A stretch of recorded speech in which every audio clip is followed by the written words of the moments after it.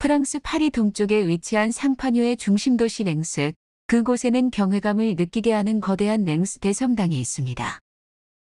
화려한 대성당의 안으로 들어가면 아름다운 스테인드 글라스와 특히 지름 12.5m의 거대한 장미창이 여행자들을 압도합니다. 그리고 성당 한 편에 자리 잡고 있는 기사의 입상, 투구를 쓰고 갑옷을 입은 기사는 두 손으로 잡은 긴 칼을 땅에 대고 지그시 눈을 감은 채 깊은 상념에 빠진 모습입니다. 그 입상의 주인공은 잔 다르크. 그런데 왜 잔 다르크의 입상은 상념에 빠져 있을까요? 기독교에서 성인으로 추앙받고 프랑스를 구한 영웅인 그녀는 믿었던 왕에게 배신을 당하고 끔찍한 화형을 당하고 생을 마감합니다. 그 처절한 삶이 동상을 만든 예술가의 마음의 깊은 슬픔으로 다가와 표현된 것일까요? 15세기 초, 당시 100년을 지속하던 잉글랜드와 프랑스의 전쟁은 잔다르크가 등장할 당시에는 프랑스에 압도적으로 불리한 상황으로 진행되고 있었습니다. 당시 샤를 6세의 딸 카트린 공주를 잉글랜드의 헨리 5세와 정략 결혼시켰고 그 자식에게 프랑스에 넘기려는 세력이 샤를 왕세자의 출생을 꼬투리 삼아 자리를 위협하고 있었습니다.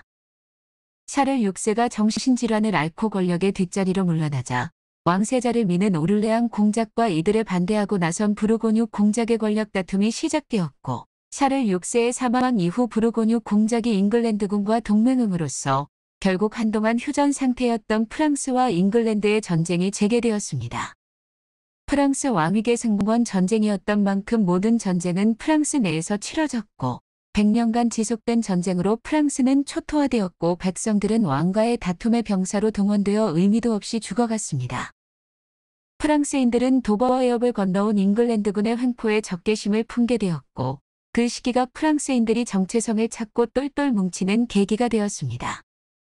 그러한 상황은 그들에게 누군가 강한 구심점이 나타나기만 한다면 큰 힘으로 승화될 수 있었고 그때 나타난 것이 바로 잔 다르크였습니다.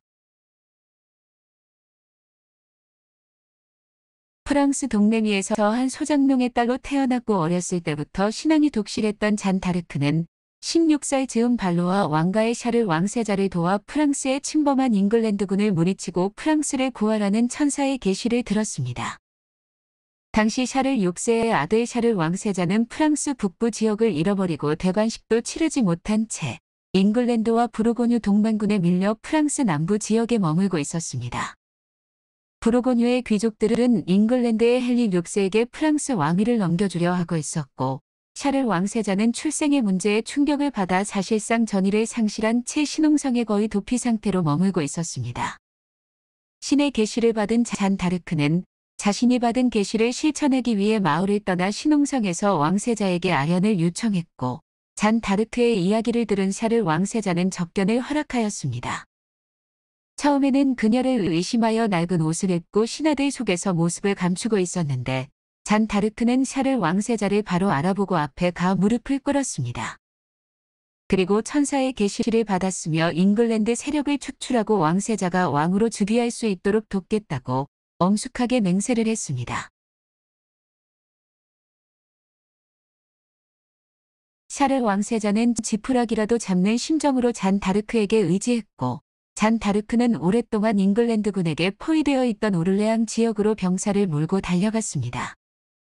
전쟁으로 지쳐있던 프랑스 병사들이었지만 천사의 계시를 듣고 왔다는 어린 소녀의 눈물겨운 노력은 그들을 감동하게 했고 마음속에 쌓여있던 애국심에 불을 질렀습니다.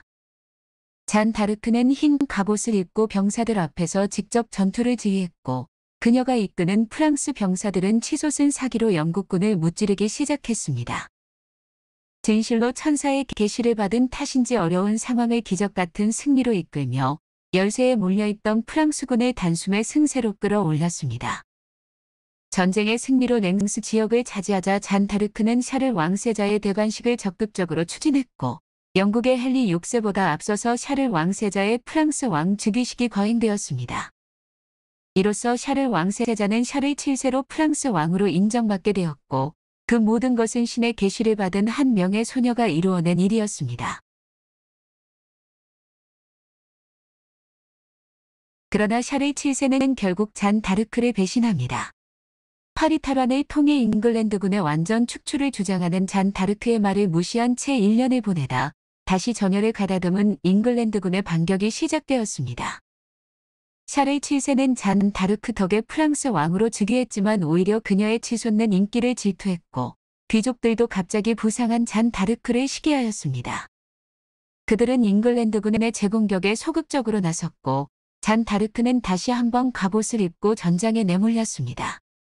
제대로 도움을 받지 못하고 악정고투하던 잔 다르크는 결국 콩피에누 전투에서 패하고 잉글랜드와 동맹한 부르고뉴 군대에 사로잡혔습니다.